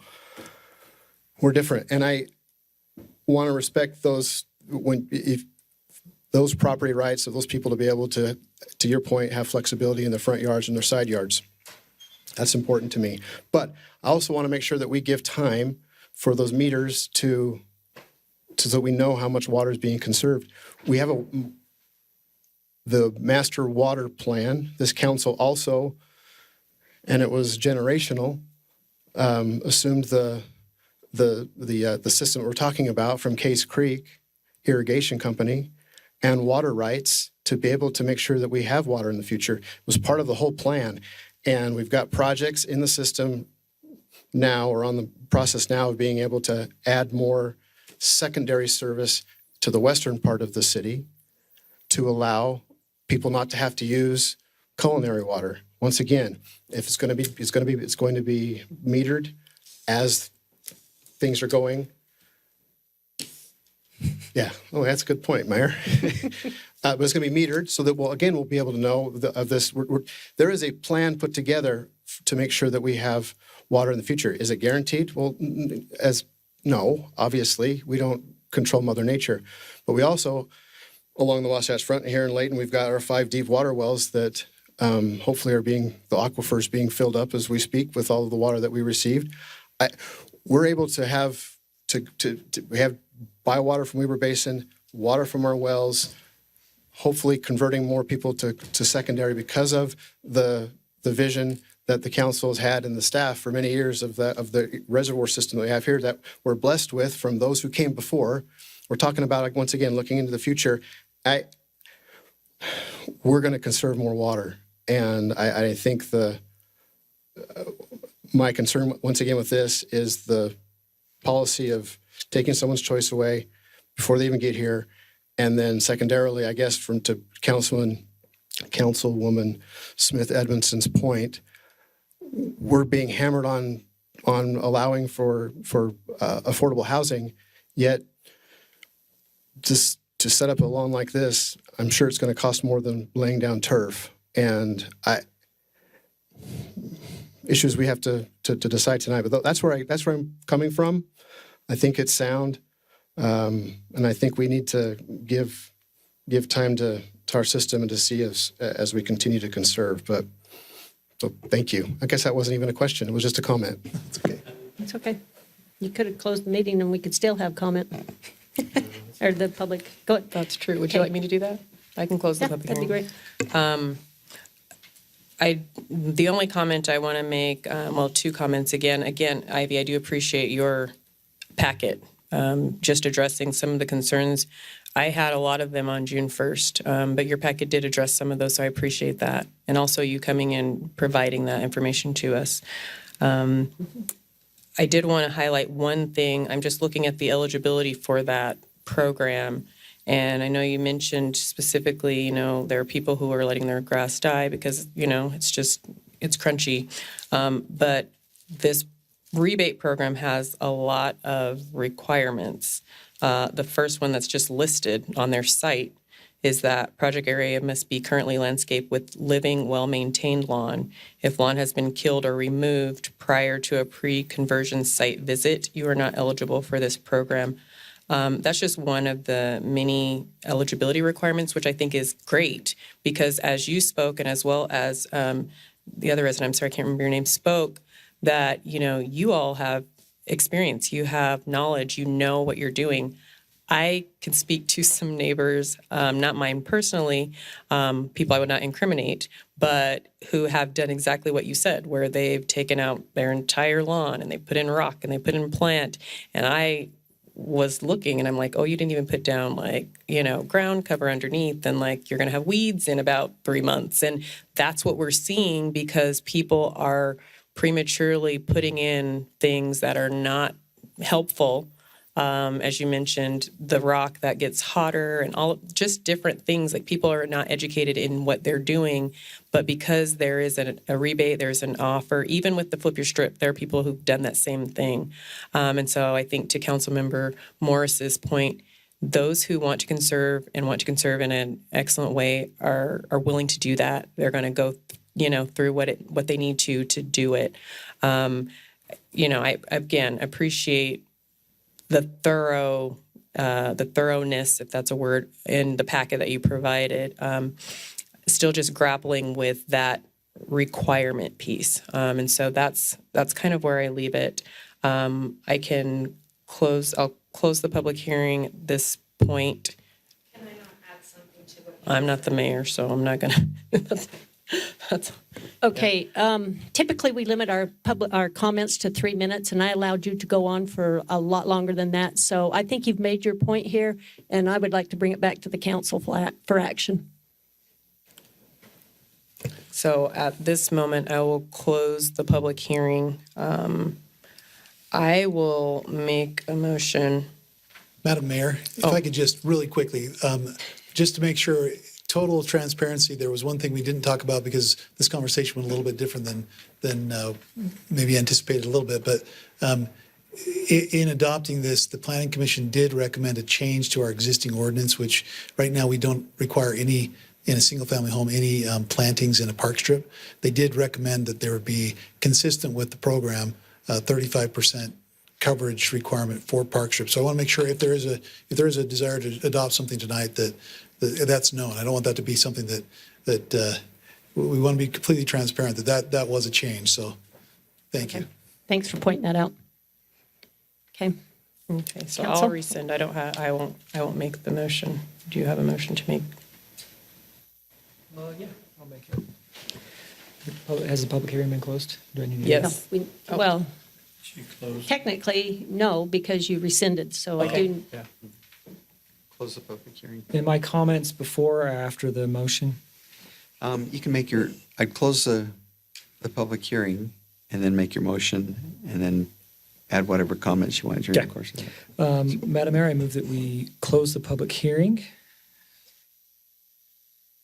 and approve ordinance 23-10, proposed amendments to our municipal code. Is there a second? Second. Okay, it's been moved in second. Can I speak to that now? We can then, yes, I can add additional deliberation at this point. And that's what I was trying to move that forward earlier. That was my point. But go ahead. I'll allow you guys to discuss this amongst yourselves because this is a pretty important decision to make. And I want to make sure you're comfortable with it and you're making the right decision. Yeah, no, and I appreciate the discussion. Thanks, Chad, for providing not just the discussion from last meeting, but your deliberations with Weber Basin Water and then discussions here and answering all of our questions. Very much appreciate that. I think this is a good policy for the city for the reasons that I mentioned before, but I also think that we need to make sure that we are, with respect to my council members, make sure that we are representing first and foremost the people who already live here in the city. And mandating is a difficult word, but the way I look at this is that by prohibiting or not passing this ordinance, we are prohibiting current residents from potentially enacting incentivized waterwise landscaping that they may not be able to do if they don't receive some sort of financial incentive to do. And so we've gone back and forth on this. We've had lots of discussions. So I certainly understand, all of what both of you had said. And I think there's merit to it. I just think when weighed in the balance, I think that our goal is real water savings. And I think that the market's going to take PRUDs in a way that we've seen through the data, and that I think that the new homeowners that come into the city in the standard subdivision, if that happens, it's a very small number of residents in a city of 82,000 people. And I think that by passing this ordinance, we would have the opportunity to potentially have additional water savings throughout the whole city, which we know what that number is in existing residents, that they would have the ability to potentially qualify for these programs. And that, I think, is the purpose of this as a policy, is to try to get more water savings. And so I would urge that we approve this motion and pass this ordinance because I think it's best for the city. One point of clarification, maybe, Chad, if you could. So I know that they have to go through the approval process, and there's several steps that they have to go through, and it is time consuming. At the same time, I believe the maximum amount that they get is $2.25 per square foot, but is there a ceiling on how much are they going to cap it per residence? Are you aware of anything like that? I'm not. I'm sorry, Mayor. I don't know if there's a cap or not on that. $2.50 per square foot. Okay. I'll stand corrected on that. Okay, so. I'm not aware of one, but yeah, there might be. Okay. All right. Okay.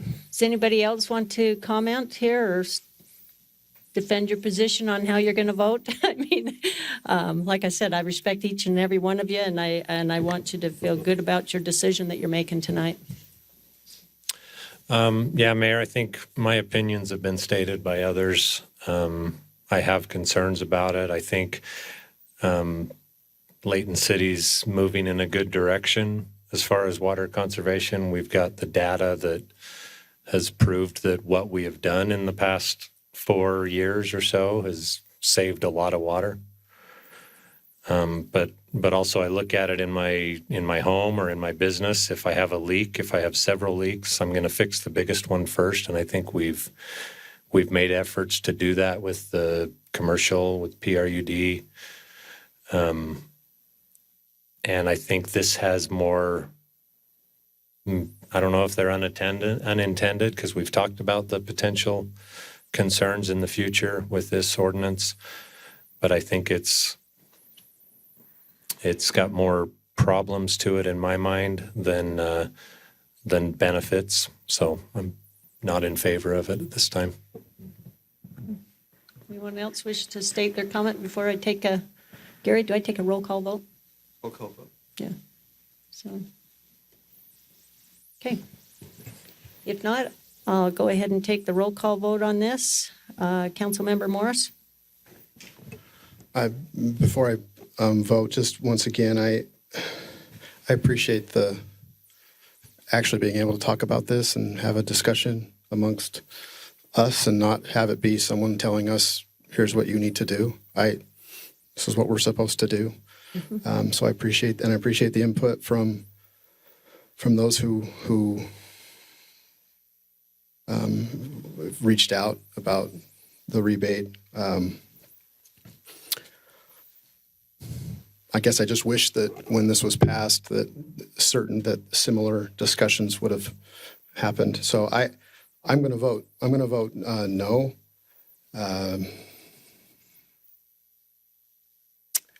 And yeah, well, no, thanks. Okay, thank you. Councilman Thomas?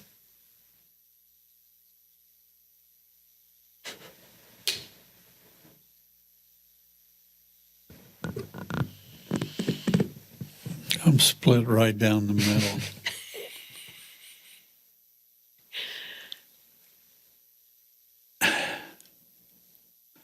I'm going to vote no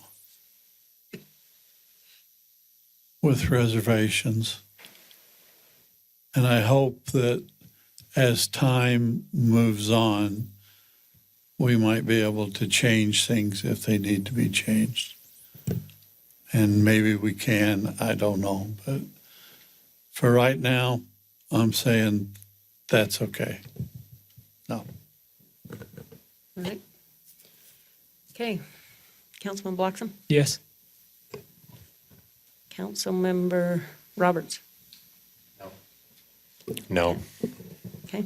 Councilmember Smith Edmondson? I'm going to vote no on this for reasons I stated earlier, but also to argue that we're not just talking about new residents that will move here, but we're also talking about new residents who are in apartments and who are in townhomes who want to buy a house as well. So not just people who aren't currently in Layton, but there are people in Layton now who would not, would be required to be restricted in this sense. And also with the knowledge that what the legislature passed is not one-time only money, to Councilmember Thomas's thought that if there's something that needs to be done in the future, that this money has not gone completely away just now. Okay, council, I appreciate your vote here. It stands 4-1 as far as against ordinance 23-10. I hope those in the audience and anyone listening, you can see how devoted this council is and that they don't take things lightly and that this is one of those decisions that's very hard to make. But certainly they took their time. They kept the public hearing open and really tried to vet this out to make sure they do the due diligence and represent the citizens in the best that they know how. So with that, that brings our meeting to an end. However, council, we do have some unfinished business that we need to attend to. And so I would look for a motion to close our city council meeting and go into a closed door meeting following. I move that we close the public meeting and then we open a closed door meeting. Okay. Thank you. Thank you.